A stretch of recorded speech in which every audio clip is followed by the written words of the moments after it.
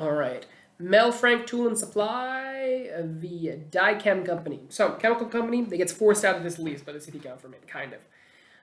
They are leasing a building, and they have some materials that they are storing there that they are told they can't store there anymore, right? And contract liability is strict, right? If you break a contract, you're liable. But this can be reduced by good drafting or extraordinary circumstances, right? When performance has become impossible, or the other party's performance has become worthless, or the exchange cannot occur due to some other impracticality or frustration, right?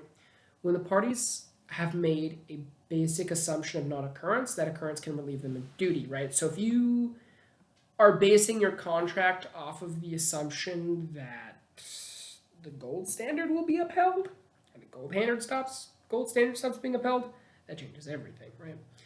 I can't imagine a contract that exists like that, but that's just an example. Yep.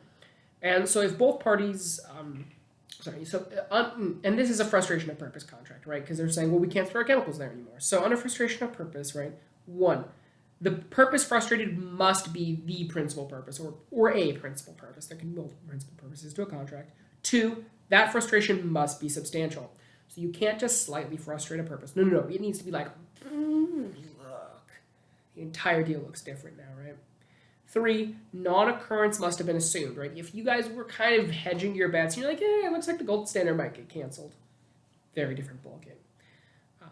Maybe not very different, but different ballgame. So, generally a rental contract is going to remain in place even if the purpose for renting the building has been frustrated. You rented it, the primary purpose is to gain the storage. Now, your intent to have how to use that storage is not as important to the actual rental contract, right?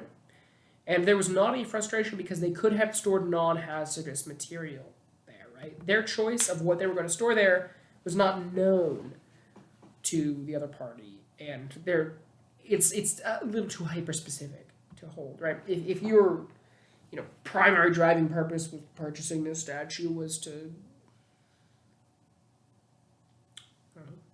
throw it 100 feet, and it was impossible to do that.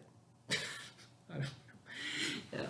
It's if your purpose is so specific and so unknown, that's not what's going to be considered frustration, right? It needs to be pretty clear, right? And in a rental case, they were saying, "Oh yeah, what are you renting?" Well, I'm going to store some chemicals here. Okay, yeah, you can store some chemicals, but they didn't know it was hazardous chemicals, right? That's not inherently implied by the concept of chemicals, since we're all made of chemicals.